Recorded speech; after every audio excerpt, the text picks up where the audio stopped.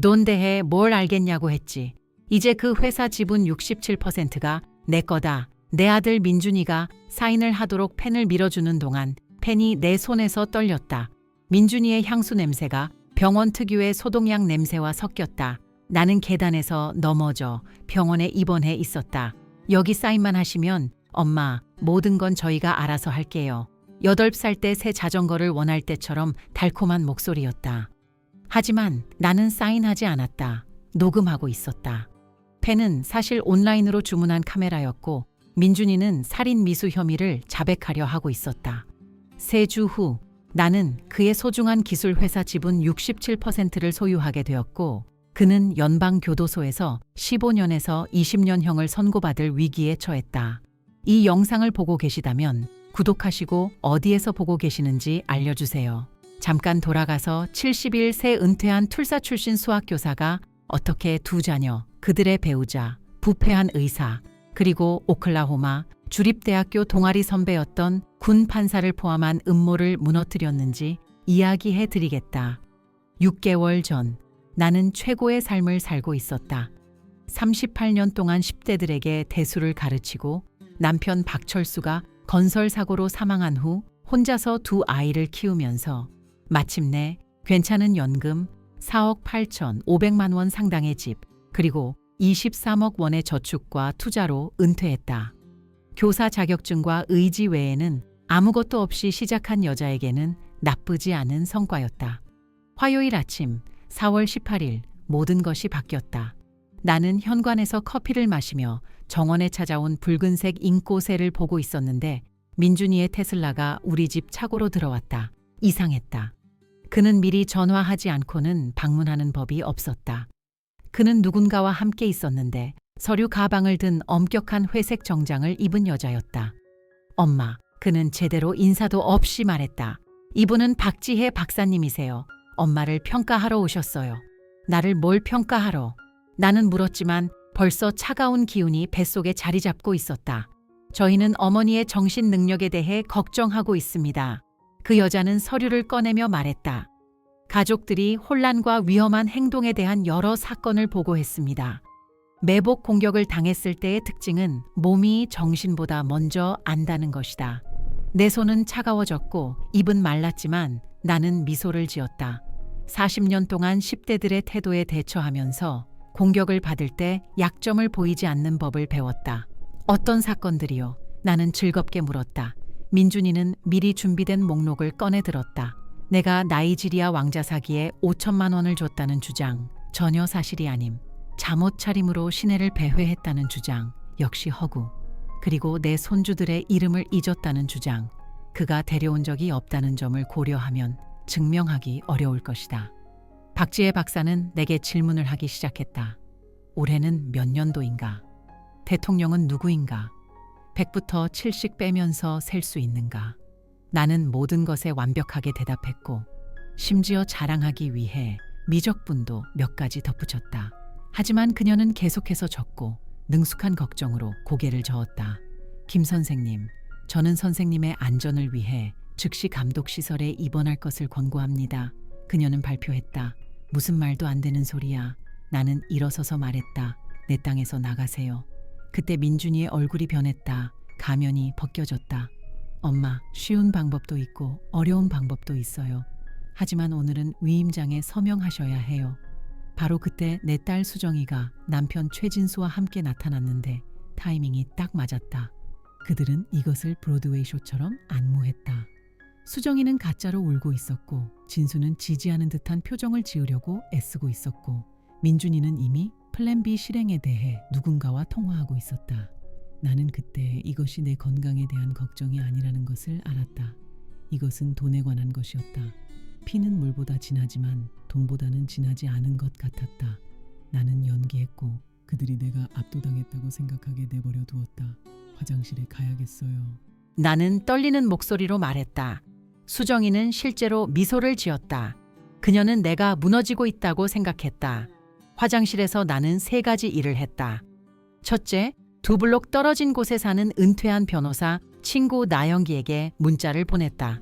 둘째, 내 휴대폰의 음성 녹음기 앱을 활성화했다. 셋째, 화장실 창문으로 기어 나왔다. 그렇다.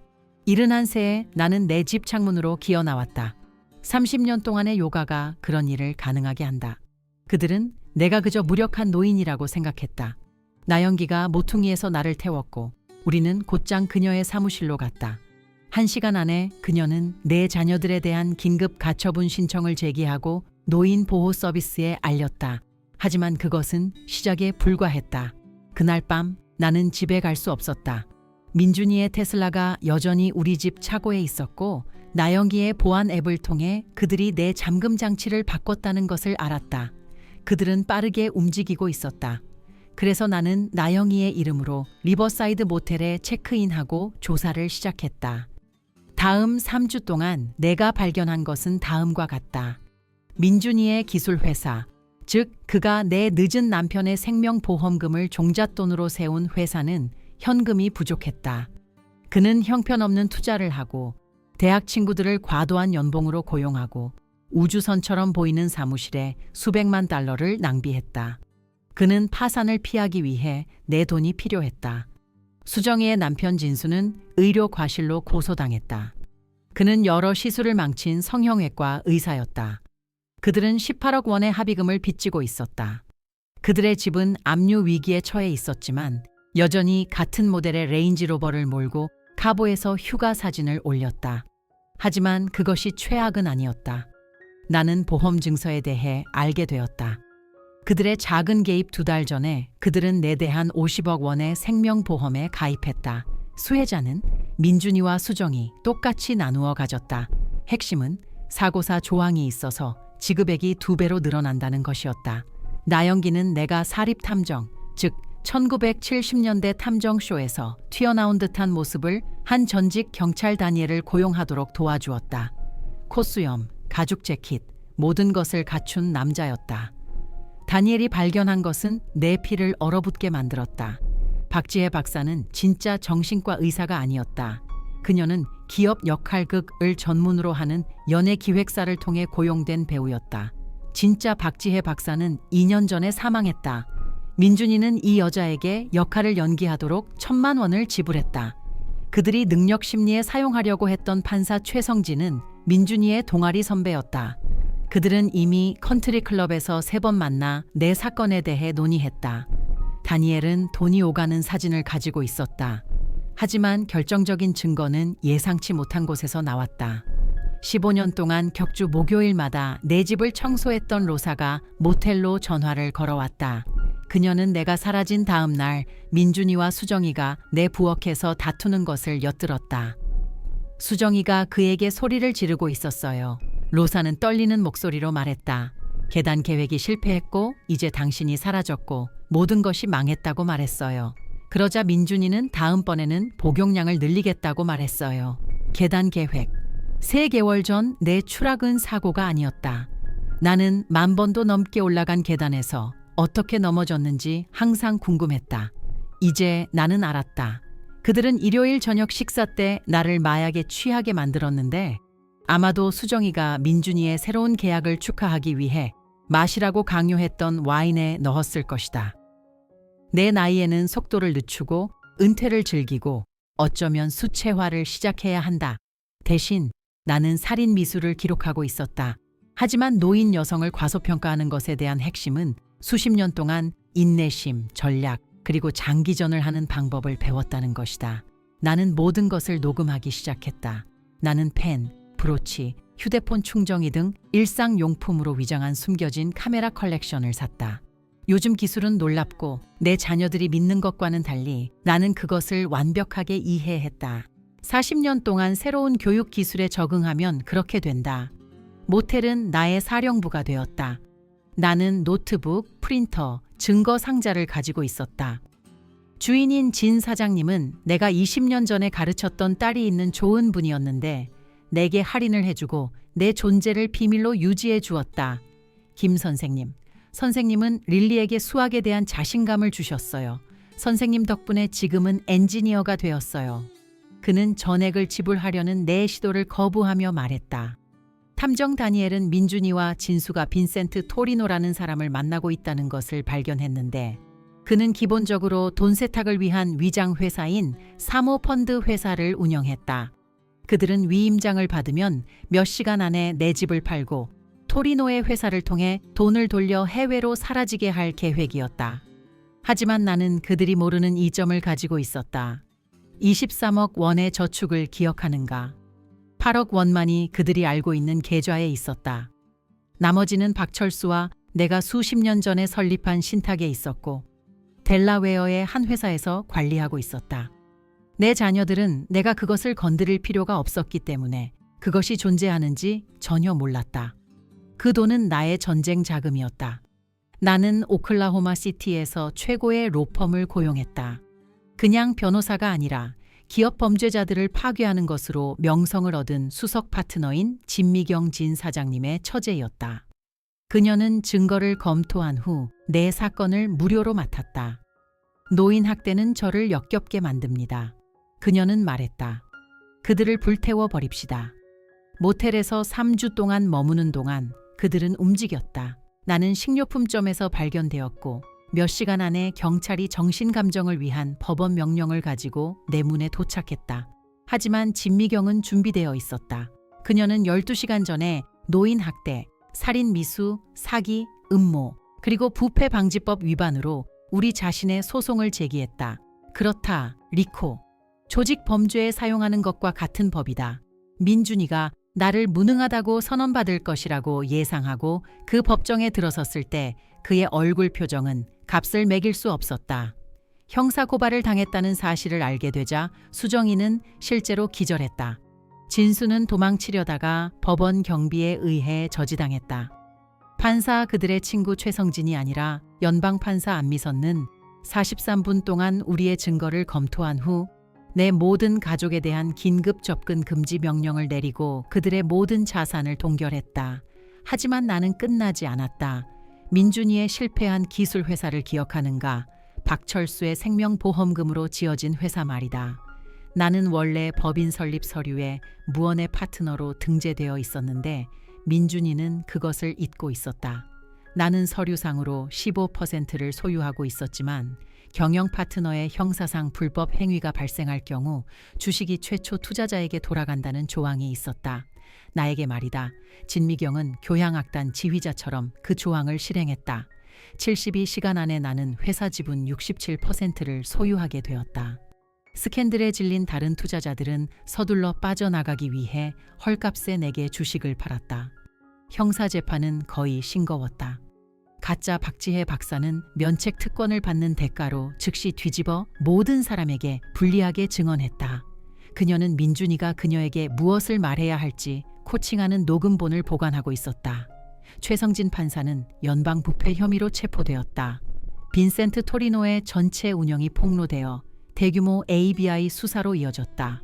민준이가 클라우드 저장소로 업그레이드했다는 사실을 몰랐던 우리 집의 보안 영상은 그가 내 와인잔에 무언가를 넣는 것을 보여주었다. 진미경이 소환한 병원 기록은 내가 뇌진탕과 3개의 부러진 갈비뼈로 입원했을 때 내 몸에 로히프놀이 들어있었다는 것을 보여주었다. 수정이는 증언대에서 무너졌다.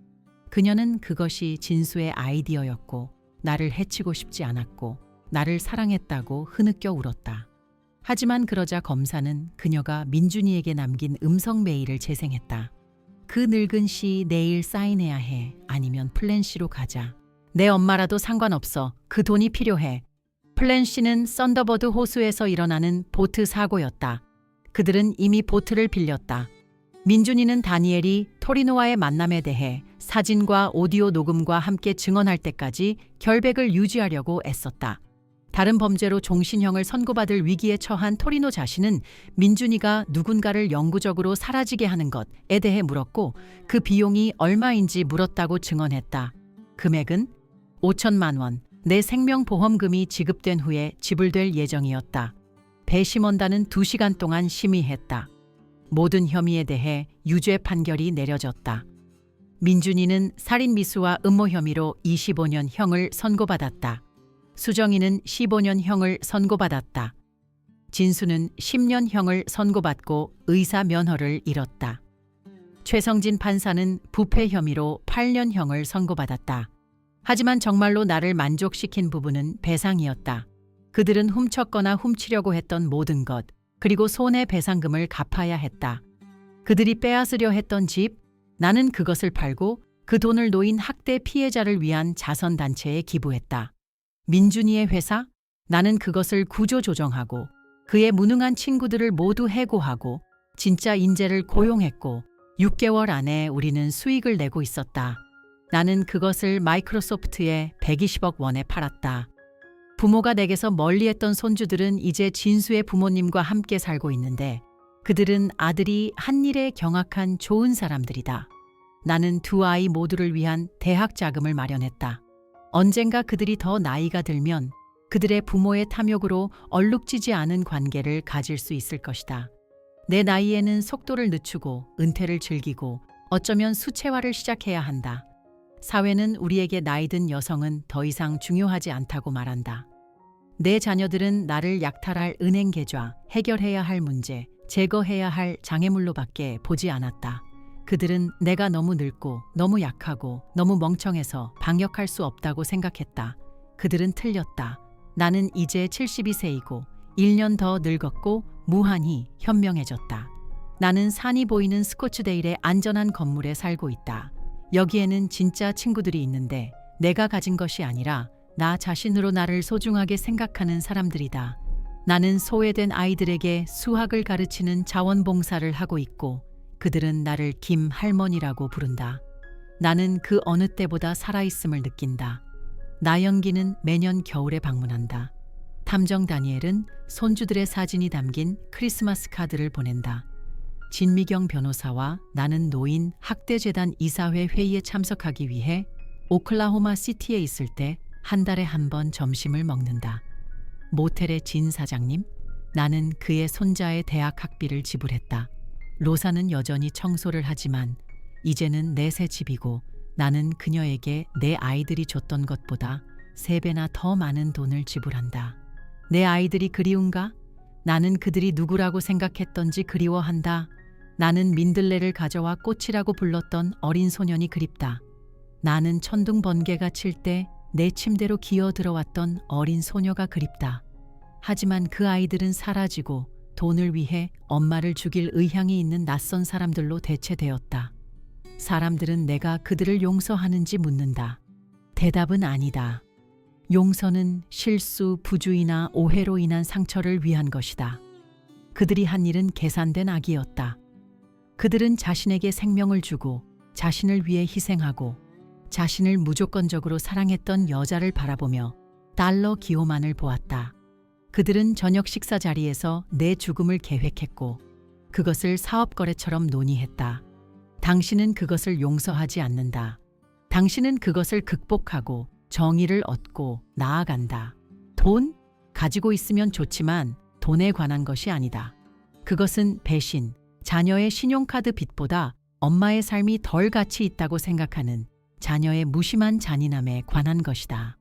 그것은 우리 사회가 노인들을 처분 가능한 존재, 완전한 삶과 날카로운 정신을 가진 인간이라기보다는 짐으로 보도록 조건화하는 것에 관한 것이다. 하지만 대부분은 일어서서 아니라고 말하는 것에 관한 것이다. 아니, 당신은 나를 쓰레기처럼 버릴 수 없다. 아니, 당신은 내가 벌어들인 것을 훔칠 수 없다. 아니, 나는 불편하니까 당신은 나를 지울 수 없다. 이른 한 새에 나는 내 자녀들에 맞서 싸워 이겼다. 내가 할 수 있다면 당신이 할 수 있는 것을 상상해보라. 그들은 내가 돈, 기술, 법을 이해하기에는 너무 늙었다고 생각했다. 그들은 내가 강제 시설 수용과 편리한 죽음이라는 어두운 밤으로 조용히 사라질 것이라고 생각했다. 대신 나는 그들이 계획했던 모든 것, 그리고 그 이상을 가져갔다. 나는 그들의 배신에서 살아남았을 뿐만 아니라 그것을 극복했다. 이제 민준이는 교도소 세탁실에서 시간당 13센트를 번다.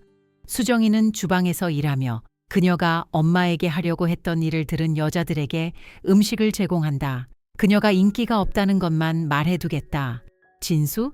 그는 보호 감찰을 받고 있는데 분명히 흉악한 범죄자들조차도 노파를 살해할 계획을 세우는 남자를 좋아하지 않기 때문이다. 나는 72세의 최고의 삶을 살고 있다.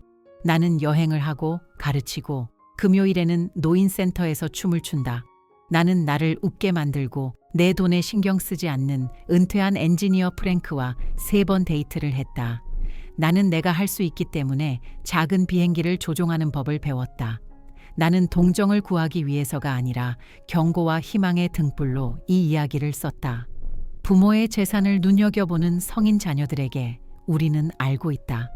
우리는 가족 저녁 식사에서 당신들이 속삭이는 것을 보고 우리의 재정에 대한 갑작스러운 관심을 알아차리고 우리의 안전에 대한 가짜 걱정을 인식한다. 우리는 늙었지, 멍청하지 않다. 그리고 나처럼 우리 중 일부는 우리가 가진 모든 자원을 동원하여 방역할 준비가 되어 있다. 학대, 재정적 착취 또는 더 심한 상황에 직면한 동료 노인들에게 모든 것을 기록하고 당신의 직감을 믿고 도움을 요청하는 것을 결코 부끄러워하지 마세요.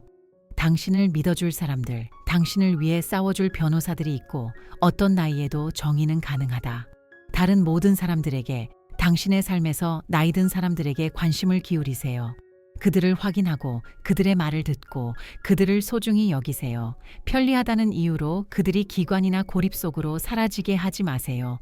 우리는 단지 죽기를 기다리는 것이 아니라 구글에서 얻을 수 없는 지혜를 가진 살아있고 생각하고 느끼는 인간이다. 내 이야기는 유일하지 않다. 노인 학대는 전염병이고 대부분의 피해자들은 내 자원이나 운이 없다. 그들은 침묵 속에서 고통받고 그들을 보호해야 할 바로 그 사람들에게 강탈당한다. 이 이야기가 단 한 사람이라도 노인 이웃을 확인하고 의심스러운 후견인에 대해 질문하고 학대에 대해 목소리를 내도록 만든다면 내 고통을 공유한 것은 가치가 있었다. 72세에 나는 가족은 혈연이 아니라 늑대가 맴돌 때 당신의 곁을 지켜주는 사람들이라는 것을 알게 되었다. 나의 진짜 가족은 이제 모텔 주인, 사립탐정, 전사처럼 싸우는 변호사, 그리고 내게 경고하기 위해 직장을 걸었던 청소부를 포함한다. 그들은 내가 숨을 쉬고 있는 동안 내 장례식을 계획했던 모든 혈족보다 더 가치가 있다.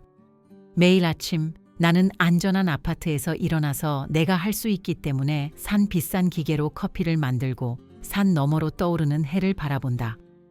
나는 살아있어서는 안 될 때 살아있고 파괴되어야 할 때 번성하고 있으며 모든 면에서 더 부유하다. 그들은 나를 묻고 싶어 했지만 내가 씨앗이라는 것을 몰랐다. 어떤 사람들은 복수는 차갑게 먹어야 제맛이라고 말한다. 나는 동의하지 않는다. 정의는 법률 문서, 연방 혐의, 그리고 부패 방지법 소송과 함께 제공되어야 제맛이다. 그것은 자유처럼 맛이 나고 유죄 판결처럼 들리고 살인자가 되려 했던 사람의 회사 지분 67%를 소유하는 것처럼 느껴진다. 내 이름은 김혜숙이다. 나는 생존자 투사 그리고 당신을 과소평가하는 사람들을 파괴하기에는 결코 너무 늙지 않았다는 증거이다. 나는 더 이상 그들의 엄마가 아니라 편안한 신발과 카디건을 입은 그들의 최악의 악몽이다. 그리고 나는 이제 막 시작했을 뿐이다. 들어주셔서 감사합니다. 구독하는 것을 잊지 마시고 댓글에 당신의 이야기를 자유롭게 공유하세요. 당신의 목소리는 중요합니다.